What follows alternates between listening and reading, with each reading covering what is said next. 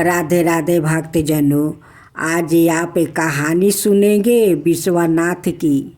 हर हर महादेव, हर हर महादेव। भगवान शिव ने 12 स्थानों पर सवाई को विशेष रूप से अभिव्यक्त किया है। यह स्थान ज्योतिर्लिंग कहलाते हैं। यह कथा नागेश्वरम में ज्योतिर्लिंग की है। माँ दुर्गा की कृपा से उन राक्षसों को 64 मील लंबा और 64 मील चौड़ा एक सुंदर नगर प्राप्त हुआ।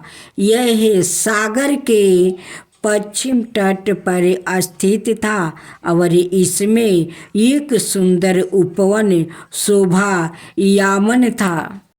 दारुक नाम का एक राक्षस था। उसकी पत्नी का नाम दारुकी था। उन दोनों ने घोर तपस्या करके देवी दुर्गा को प्रसन्न किया। देवी उनके समक्ष प्रकट हुई। दारुक और दारुकी वर मांगे, माते हमें कृपा करके ऐसा नगर प्रदान करे जो अजय हो और जिसमें एक सुंदर उपवन हो। तुम्हारा मनोवांछित वर मैं तुम्हें प्रदान करूंगी, परंतु एक बात का ध्यान रखना, धर्म का त्याग मत करना। यदि तुम सन्मार्ग से च्युत होकर प्राणियों को कष्ट दोगे तो तुम्हारा विनाश निश्चित है। इस बात का विशेष ध्यान रहे। एक बार मुनि और सागर के पश्चिमी छोर पर पधारे। वहाँ के निवासियों ने मुनि को उन्हें उन राक्षसों द्वारा दी गई यातनाओं के बारे में बताया। हे महात्मा, कृपा हमारी रक्षा करे।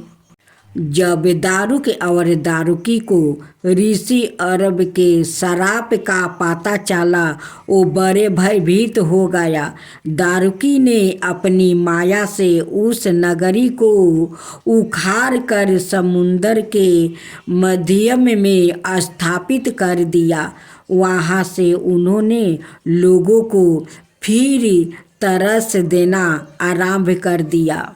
आप सब निश्चिंत रहे, मैं दारुक और दारुकी को साबित करूँगा। वो जब भगवान शिव की आराधना में विघ्न डालेंगे तो उनकी मृत्यु हो जाएगी।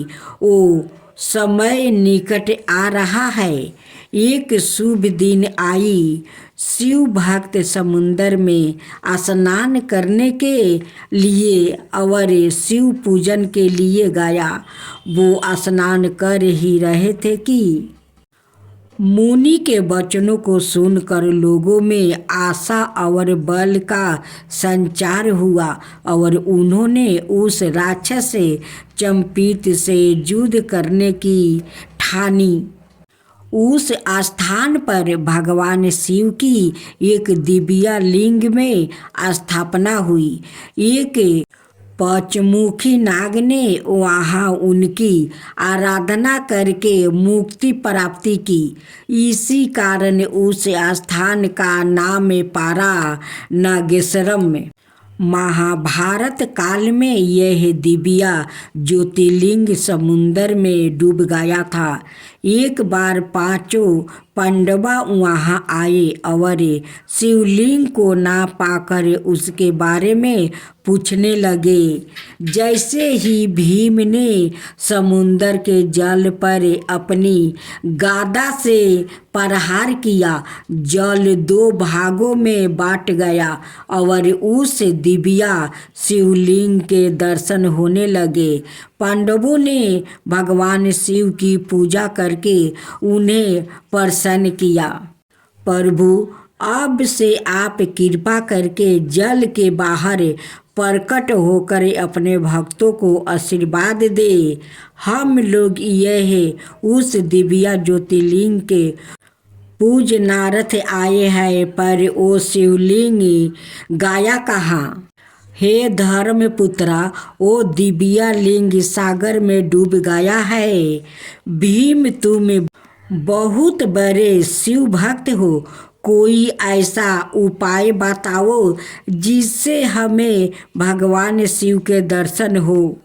मैं समुंदर पर अपनी गादा से प्रहार करके उसके जल को 2 भाग में बांट देता हूँ।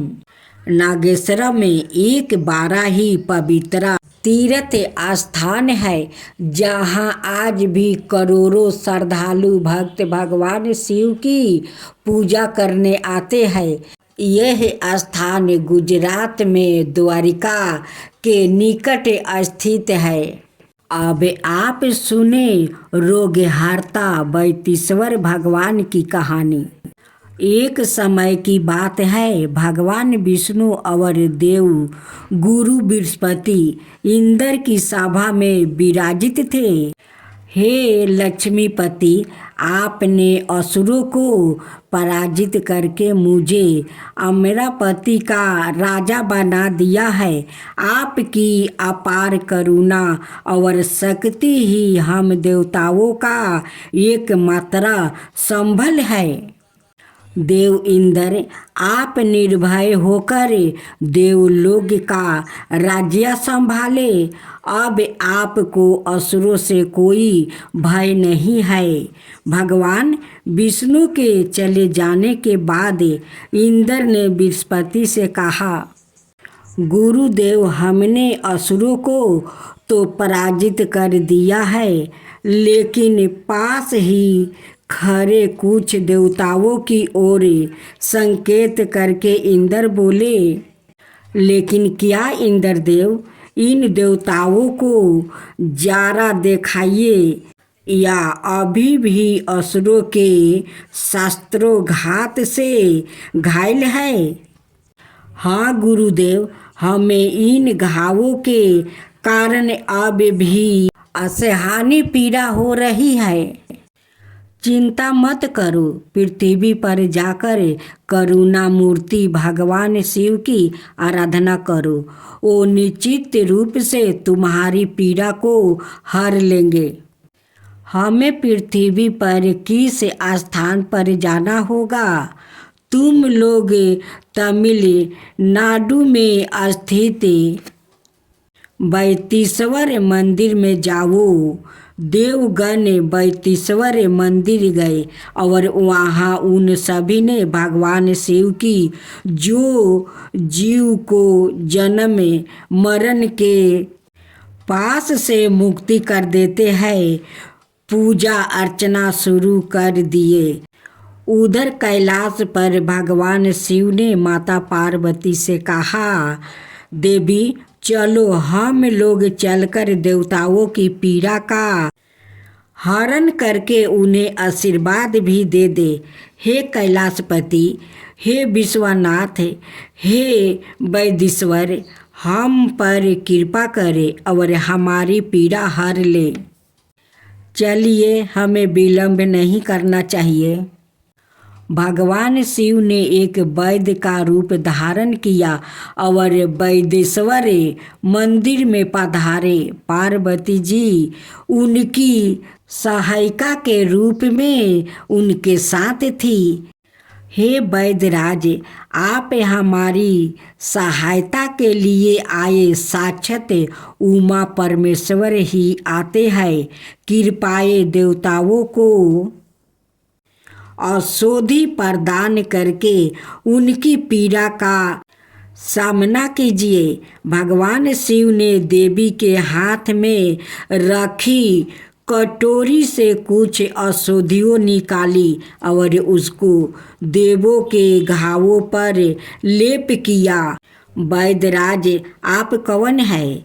आपने जैसे ही हमारे घाव पर औषधियों लगाई, हमारी सारी पीड़ा गायब हो गई। यह सुनकर भगवान शिव और पार्वती अपने असल स्वरूप में प्रकट हुई। प्रभु, आप कृपा करके यह मोतियों से भरा थाल स्वीकार करें।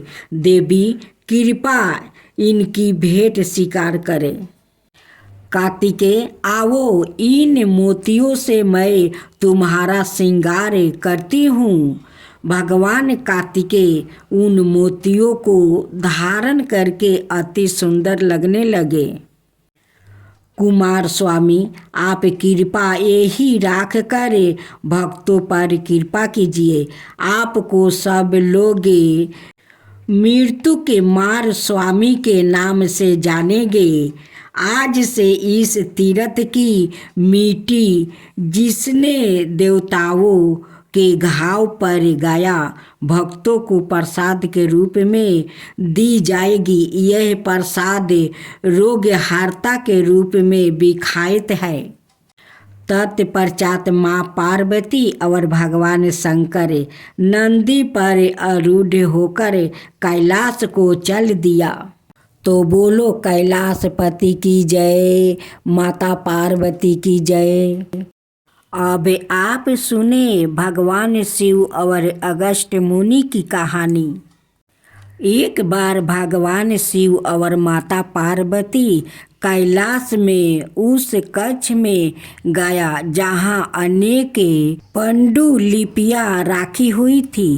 अगस्त्य मुनि उनके दर्शन करने के लिए आए थे। उन्होंने उन्हें भी अपने साथ ले लिया। हे महादेव, इन गरनाथों में से बड़ी सुंदर महक आ रही है। यह किसकी खुशबू है? अगस्त्य, यह तामिल की खुशबू है। अगस्त्य, इन गरनाथों में तामिल का व्याकरण शास्त्र निहित है। मैं तुम्हें तामिल व्याकरण की शिक्षा दूंगा। तुम इन ग्रंथों को अपने साथ अध्ययन के लिए ले जा सकते हो। अगस्त्य, तुम दक्षिण दिशा में जाओ और उन शास्त्रों पर आधारित तामिल व्याकरण की रचना करो। तुम्हारे द्वारा तामिल भाषा का प्रचार होगा और तुम्हें संसार तामिल ऋषि के नाम से जानेंगे। भगवान आपकी कृपा से अवश्य ही ऐसा ही होगा। सब आपकी कृपा है प्रभु। अगस्त्य ने भगवान शिव से दक्षिण में एक पवित्र नदी के लिए प्रार्थना की, जिसमें वो पूजा अर्चना कर सके और श्रद्धालु भक्त स्नान करके पवित्र हो सके। प्रभु ने कावेरी का आह्वान किया, जो कि 7 पवित्र नदियों में से एक है। कावेरी, तुम अगस्त्य के साथ दक्षिण दिशा में लोक कल्याण हेतु जाओ। मैं माता कावेरी को अपने कमंडल में भूलक पर ले जाऊंगा। जैसी आपकी कृपा प्रभु। ठीक है। उचित समय पर कावेरी पृथ्वी पर सवाए प्रवाहित हो जाएगी। सूरपद्म नाम के असुर ने इंद्र को परास्त करके अमरावती पर कब्जा कर लिया और देवताओं को बंदी बना लिया। सूरपद्म से भयभीत हो इंद्र शिरकाली में जा छुपे। एक दिन नारद मुनि उनसे मिलने आए। इंद्र ने मुनि से अपनी व्याथा का वर्णन किया। मुनिवर, मैं प्रतिदिन शिव पूजन करता हूँ, पर वो उपवन जिससे मैं पूजा के पुष्प चुनता हूँ, जल के अभाव में सूख गया है। कृपया इस उपवन की रक्षा का कोई उपाय बतलाइए। इंद्रदेव, आप श्री गणपति से प्रार्थना करें। वो कृपा करके आपको कावेरी नदी दान में दे देंगे, जो कि इस समय अगस्त्य मुनि के कमंडल में निवास कर रही है। नारद का आदेश मानकर इंद्र ने गणपति की आराधना की। गणपति प्रसन्न हुए। उन्होंने एक कौवे का रूप धारण किया और कुंडुगी पर्वत पर गया। वहाँ अगस्त मुनि ध्यान आस्ते हुए बैठे थे। वो कमंडल तो अगस्त के पास ही रखा हुआ था। मैं उसे चुपके से ढलका देता हूँ। रे बालक, तू बड़ा शरारती है। रुक, मैं अभी तेरे सिर पर एक थापड़ लगाता हूँ। अच्छा, जरा ऐसा करके तो दिखाइए। जैसे ही अगस्त मुनि ने अपना हाथ उठाया, उन्होंने देखा कि बालक के स्थान पर गणपति खड़े हैं। मेरे कमंडलू को किसने गिराया? गणेश ने एक ब्राह्मण बालक का रूप धारण किया और मुस्कुराते हुए वहाँ प्रकट हो गया। हे गणपति, मैंने आपको पहचाना नहीं। मुझसे बड़ी भारी भूल हो गई। प्रायश्चित के रूप में मैं सवाए ही अपने सिर पर थापड़ लगाऊंगा। हे विनायक, आप संसार के लोग पर अकारण ही करुणा करते हैं।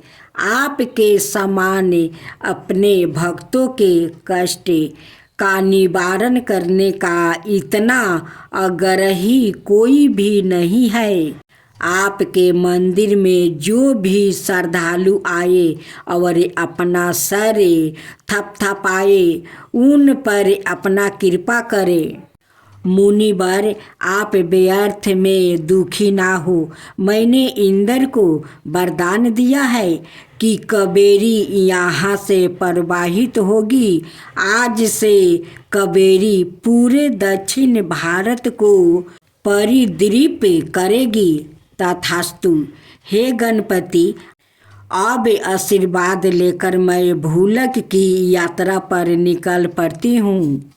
कावेरी, तुम्हारे तटों पर बड़े बड़े मंदिर बनेंगे और तुम्हारा पुण्य सदाए उजागर रहेगा। अब आप सुने गंगा की महानता की कहानी। भगवान पृथ्वी पर हो रहे कुंभ के मेले में बड़ी भारी भीड़ उमड़ रही है। छोटे छोटे बच्चों से लेकर बड़े बूढ़ों तक सब लोग गंगा जी में डुबकी लगाकर पुण्य कमाना चाहते हैं। किंतु अद्भुत बात है, तुम ठीक कह रहे हो। पार्वती पर इतने लोग में ऐसे कितने हैं जो वास्तव में गंगा की महिमा को जानते हैं। कितने वृद्ध ऋषि मुनि भी इस महान पर्व में सम्मिलित हुए हैं। क्या वो भी गंगा की महिमा से अनुभीग है? त्रिवेणी संगम में बड़ी भारी भीड़ है।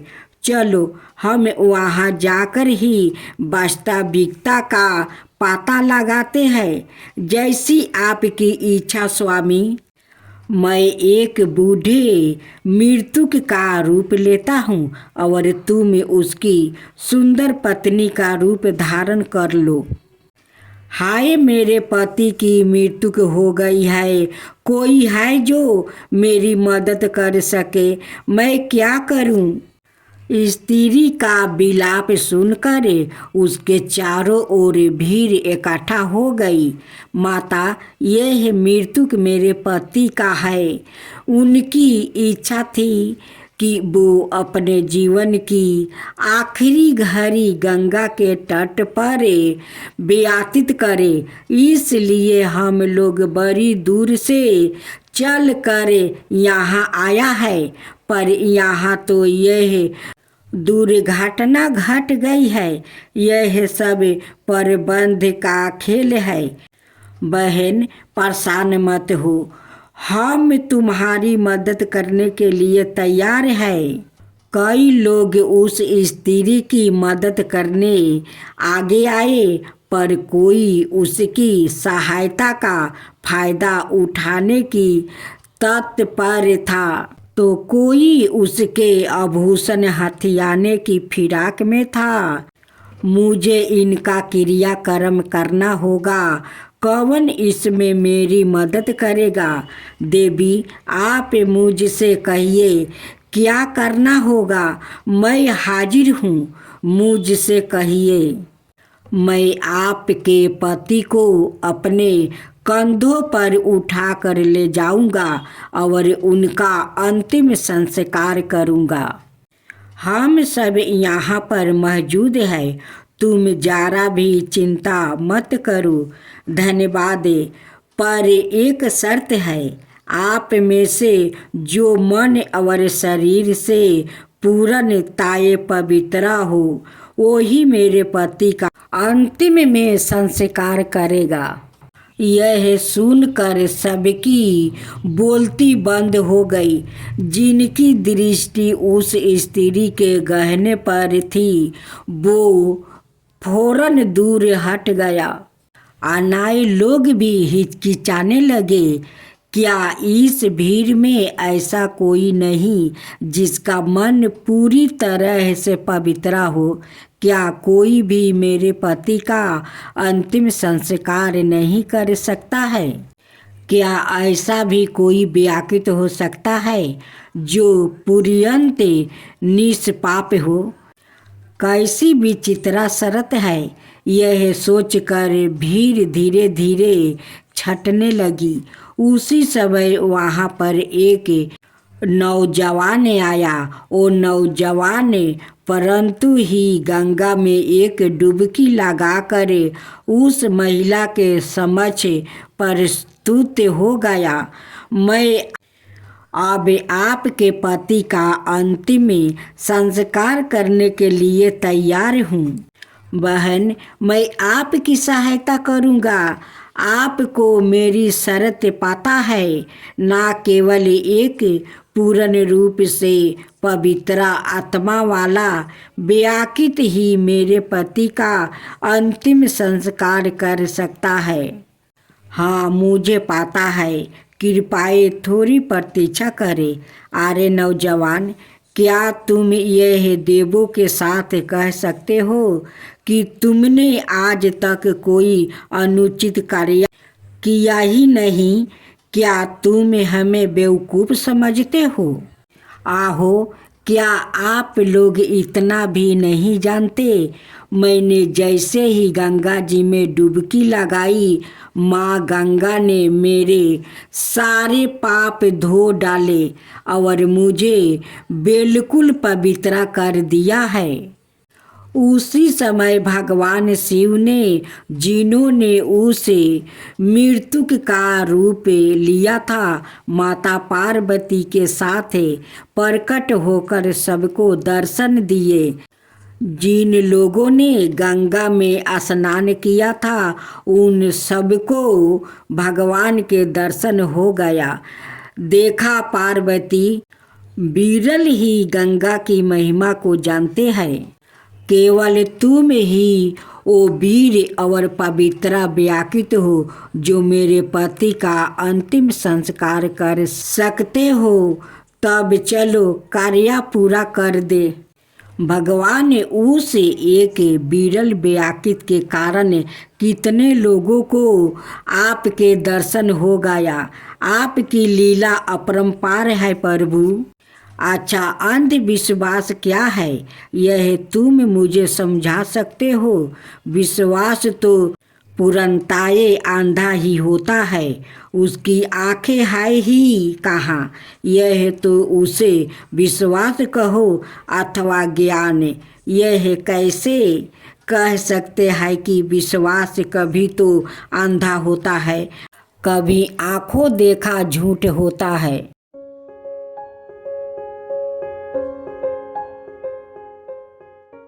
राधे राधे भक्तजनों, आज आप सुनेंगे सोमवार की व्रत कथा।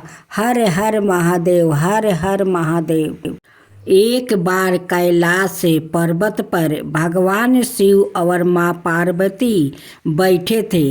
शिव जी ध्यान लगाकर बैठे थे। तभी पार्वती जी ने देखा कि वो मंद मंद मुस्कुरा रहे हैं। पार्वती जी की मन में प्रश्न उठा कि आज महादेव ध्यान मुद्राएं में भी क्यों मुस्कुरा रहे हैं। उन्होंने भोले बाबा की समाधि समाप्त होने पर उनसे पूछा, स्वामी, मैंने आपको पहली बार समाधि में मुस्कुराते हुए देखा है, इसका क्या कारण है। शिव जी ने उन्हें बताया कि उनके एक भक्त और उसकी पत्नी की बातें सुनकर वो मुस्कुरा रहे थे। पूरी बात बताते हुए महादेव ने बताया कि मृतक लोक में मेरा एक अनाए भक्त एक ब्राह्मण है, जो कि मेरे ही एक मंदिर में पुजारी है और दिन रात मेरी सेवा में लगा रहता है। वो इसी मंदिर के पीछे छोटी सी कुटिया में अपनी पत्नी के साथ रहता है।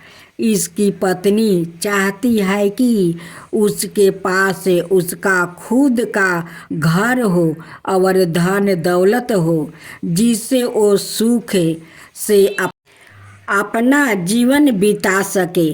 परंतु पुजारी केवल मंदिर के चढ़ाए पर निर्भर है और मंदिर में आने वाली दान दक्षिणा से बड़ी मुश्किल से उसके घर का खर्च ही चल पाता है। घर और अनाए सुख सुविधा कहाँ से आएगी। पर वो दिन रात मेरे से अपनी पत्नी का सपना पूरा करने का अनुग्रह करता रहता है। आज उसकी पत्नी ने उससे ऐसी बात कही जिसे सुनकर मैं मुस्कुराए बगैर नहीं रह सका। पार्वती जी ने पूछा, ऐसा क्या कहा उसकी पत्नी ने जो आपका ध्यान मगन हो गया। शिव जी ने बताया, उसकी पत्नी ने आज से ताना मारते हुए कहा कि जिन भोले शंकर की तुम दिन रात सेवा करते रहते हो और उनसे मेरे लिए घर मांगते रहते हो, उनके पास तो खुद घर नहीं है। वो तो खुद कैलाश पर्वत पर रहते हैं, तुम्हें कहाँ से घर देंगे। बस यही बात सुनकर मैं मुस्कुरा रहा था। इस पर पार्वती जी को बड़ा आश्चर्य हुआ। उन्होंने कहा, स्वामी, यह बात सुनकर मुझे बहुत बुरा लगा। वो आपको ताना मार रही है और आप मुस्कुरा रहे हैं। आप उसे एक घर और सुख सुविधा दे दीजिए जिससे वो आपकी निंदा ना करे। इस पर शिव जी ने कहा, पार्वती, यह मेरे बस में नहीं है। यह सभी प्राणी तो मृत्युक लोक में रहते हैं। आपने पिछले जन्म के और साथ ही इस जन्म के कर्मों का फल भोग रहे हैं और जैसे ही इनके कर्मों का फल उन्हें मिल जाता है और अंत में वो मुक्ति पा जाते हैं, इसीलिए इसे मृत्युक लोक का कहा गया है। मनुष्य बार बार जन्म लेकर अपने कर्मों का हिसाब चुकाता है। यह कर्म भूमि है, बिना कर्म के गति नहीं है। आगे शिव जी ने कहा, यह ब्राह्मण पिछले जन्म में एक साहूकार था, जो कि लोगों की जमीन, उनके जेवर, पशुओं आदि गिरवी रख कर उन्हें पैसा देता था और उनकी जमीन हड़प लेता था और जो दूसरों के जेवर और वजह में पैसा मिलता था उसका उपयोग यह उसकी पत्नी भी किया करती थी। इसी कारण आज इस जन्म में इसे घर नहीं मिल सकता और इसकी पत्नी जिसने उन पशुओं का उपयोग किया वो भी इसके साथ यह कर्म फल भोग रही है। इस जन्म में यह मेरी सेवा कर रहा है जिससे इसके कर्मों के फल में जो कष्ट मिलने थे वो मेरी भक्ति के कारण इसे नहीं मिल रहे हैं। इसका जीवन शांति से कट रहा है पर जब तक इसके कर्मों का हिसाब पूरा नहीं होता इसे घर और अन्य सुविधा नहीं मिल सकती। यही विधि का विधान है। पार्वती जी ने कहा यह तो ठीक है पर उसकी पत्नी जो आपकी निंदा कर रही है उसका क्या। तब शिव जी ने कहा संसार में जैसे जैसे कलियुग का समय निकट आता जाएगा मनुष्य भगवान की भक्ति करने के स्थान पर उनकी निंदा करने लगेगा। यह दृष्टि के आरंभ में ही लिखा जा चुका है। जो व्याकृत इस कठिन समय में मेरी सेवा करता रहेगा उसको इस मृत्युक लोक से मुक्ति मिल जाएगी। जयति जयति जय पुण्य संताने संस्कीर्ति जयति जयति जय पुण्य भारत भूमि। सादा सुमडल जय जय श्री राम हर हर महादेव।